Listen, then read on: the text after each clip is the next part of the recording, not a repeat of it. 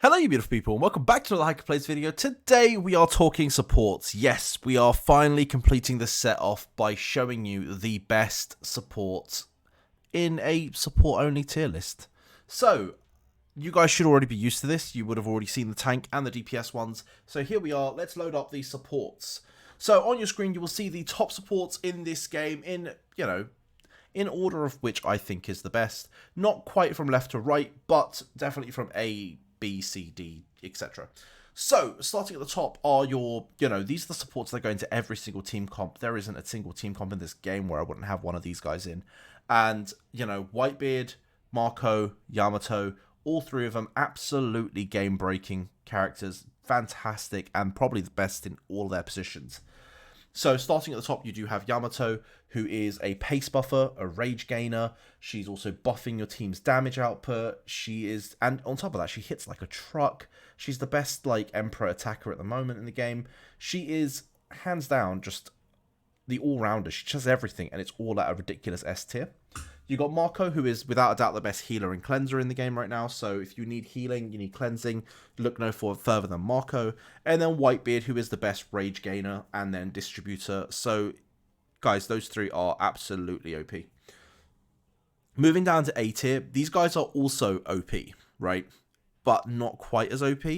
Now, Gion, starting with Gion, is a crazy damage dealer and a crazy buffer. She is in the S tier for damage, but she is in the A tier for what she brings to the table. Unfortunately, some of the things that we highlighted as super OP have now been sort of scaled back. The fact that they're locked behind a, being 12 star, having max haki, and now that we've got these dials that can also negate some of these abilities by giving you immunity, she has fallen down a tad. Again, it's only a smidge. Her damage output is still crazy, and she's still an S rank unit overall, but in terms of support, she just falls off a little. She still provides a lot of damage up, she still provides a ton of heal, but her healing isn't as good as Marco's, so she does go down a little.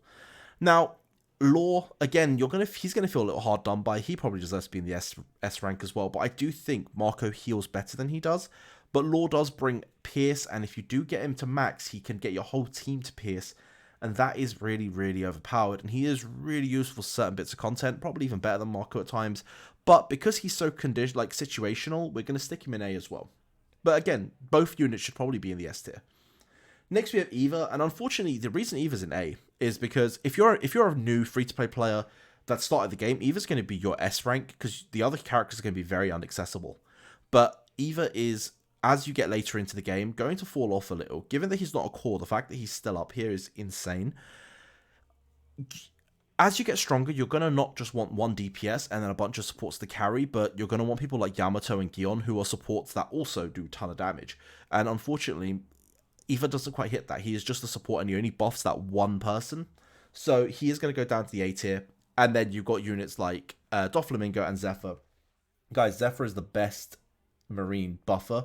I know we've got Gion on this list, but in terms of just raw buffer, Zephyr is unreal. But again, you need to be running that Marine team for him to be useful, and Doflamingo is just excellent on what he does. He is a CC machine. We love him, but again, he is quite niche, and we are going to stick with the A tier. Now, Hawkins is a healer. So these B tier guys, let's just quickly talk about the B tier as a whole.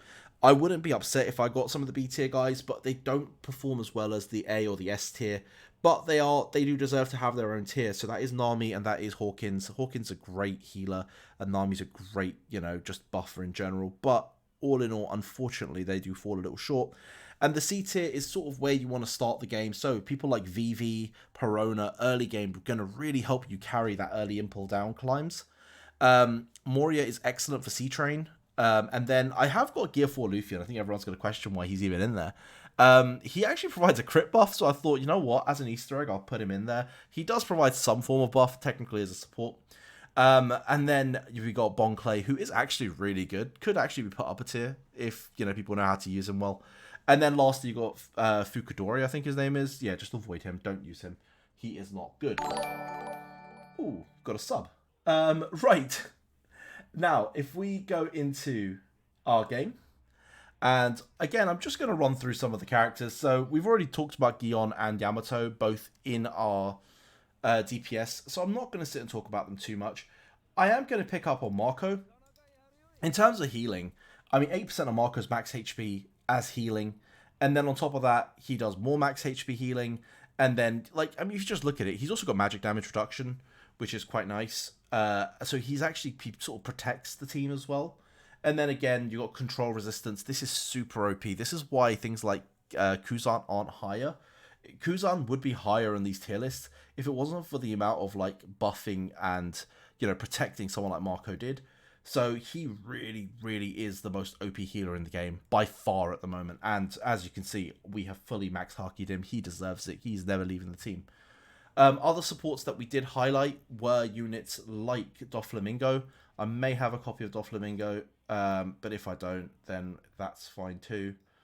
There we are. We do have a copy of Doflamingo. So, wrangles all enemies, deals decent magic attack, but then what it means is they can't dodge, and it just gets rid of their dodge ability.